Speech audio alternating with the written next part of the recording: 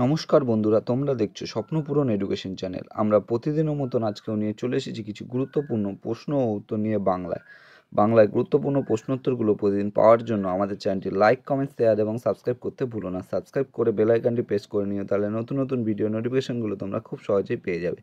এবং আপকামিং পরীক্ষার জন্য এই প্রশ্নোত্তরগুলো কিন্তু খুব গুরুত্বপূর্ণ, তাই ভুলেও কেউ ভিডিওটা স্কিপ করো না, পুরো ভিডিওটা অবশ্যই মনোযোগ সহকারে দেখো।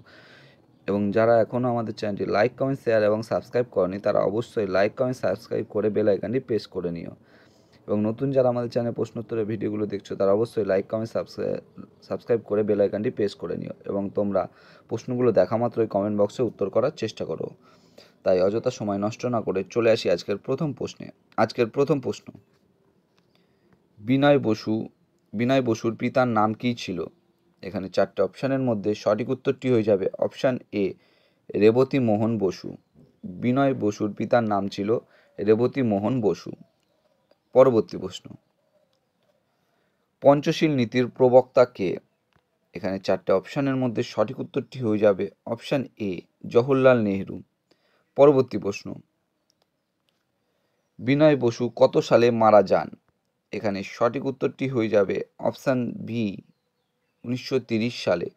বিনয় বসু 1930 সালে মারা যান। পরবর্তী প্রশ্ন,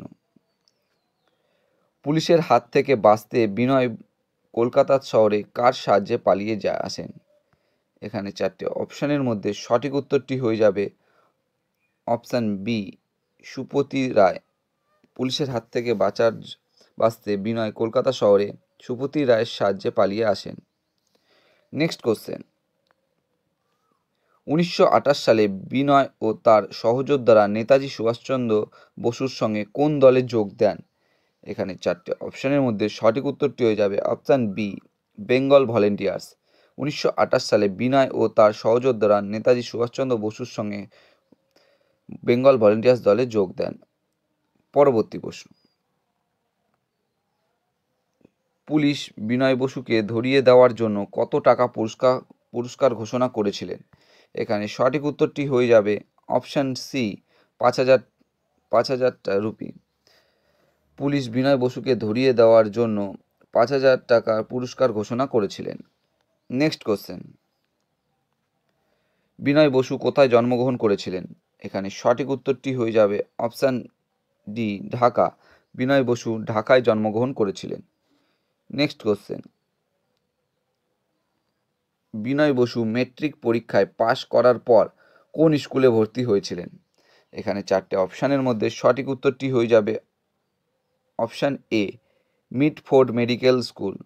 বিনয় বসু মেট্রিক পরীক্ষায় পাশ করার পর মিটফোর্ড মেডিকেল স্কুলে ভর্তি হয়েছিলেন। পরবর্তী প্রশ্ন,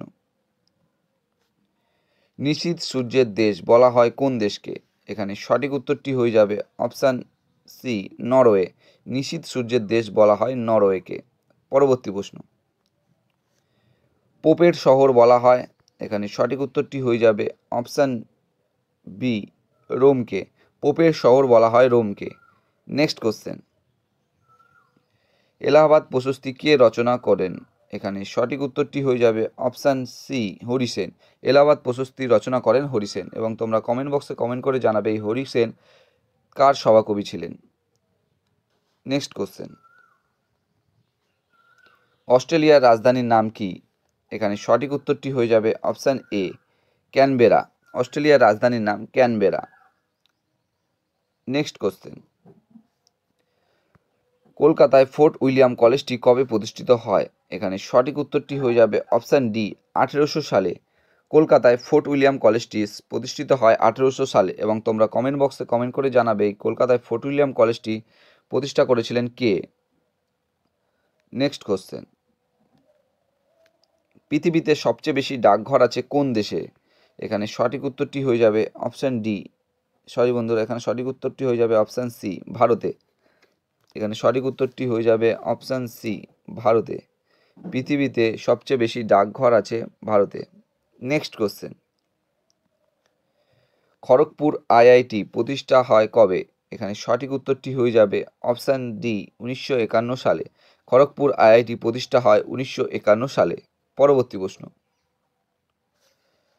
ভারতের নবগঠিত রাজ্য কোনটি? এখানে সঠিক উত্তরটি হয়ে যাবে অপশান বি, তেলেঙ্গানা। ভারতের নবগঠিত রাজ্য তেলেঙ্গানা। এবং তোমরা কমেন্ট বক্সে কমেন্ট করে জানাবে ভারতের নবগঠিত রাজ্য তেলেঙ্গানা কত সালে গড়ে উঠেছে। নেক্সট কোশ্চেন, ভারত ছাড়ো আন্দোলন কত সালে শুরু হয়? এখানে সঠিক উত্তরটি হয়ে যাবে অপশান ডি, 1942 সালে। ভারত ছাড়ো আন্দোলন শুরু হয় 1942 সালে। পরবর্তী প্রশ্ন, ভারতের রাষ্ট্রপতিকে শপথ বাক্য পাঠ করান কে? এখানে চারটে অপশানের মধ্যে সঠিক উত্তরটি হয়ে যাবে অপশান এ, সুপ্রিম কোর্টের বিচারপতি। ভারতের রাষ্ট্রপতিকে শপথ বাক্য পাঠ করান সুপ্রিম কোর্টের বিচারপতি। নেক্সট কোশ্চেন, মিকি মাউসের স্রষ্টা কে? এখানে সঠিক উত্তরটি হয়ে যাবে option B, Walt Disney. Mickey মাউসের স্রষ্টা হচ্ছে ওয়াল্ট ডিজনি। পরবর্তী প্রশ্ন, ভারতের সবচেয়ে বেশি জনসংখ্যাযুক্ত রাজ্য কোনটি? এখানে সঠিক উত্তরটি হয়ে যাবে অপশান সি, উত্তরপ্রদেশ। ভারতের সবচেয়ে বেশি জনসংখ্যাযুক্ত রাজ্য উত্তরপ্রদেশ। পরবর্তী প্রশ্ন, অল ইন্ডিয়া রেডিও এর সূচনা হয় কবে? এখানে সঠিক উত্তরটি হয়ে যাবে চারটে অপশানের মধ্যে অপশান বি, 1936 সালে। অল ইন্ডিয়া রেডিও সূচনা হয় 1936 সালে। পরবর্তী প্রশ্ন, বেদ কথার অর্থ কী? এখানে সঠিক উত্তরটি হয়ে যাবে অপশান এ, জ্ঞান। বেদ কথার অর্থ হলো জ্ঞান, এবং বেদ কথার অর্থ জ্ঞান। নেক্সট কোশ্চেন, রামচরিত গ্রন্থটি রচনা করেছিলেন কে? এখানে সঠিক উত্তরটি হয়ে যাবে অপশান বি, সন্ধ্যাকর নন্দী। রামচরিত গ্রন্থটি রচনা করেছিলেন সন্ধ্যাকর নন্দী। এবং রামচরিত মানস যদি বলতো তাহলে হয়ে যেত তুলসীদাস। রামচরিত মানস বললে তখন হয়ে যেত তুলসীদাস।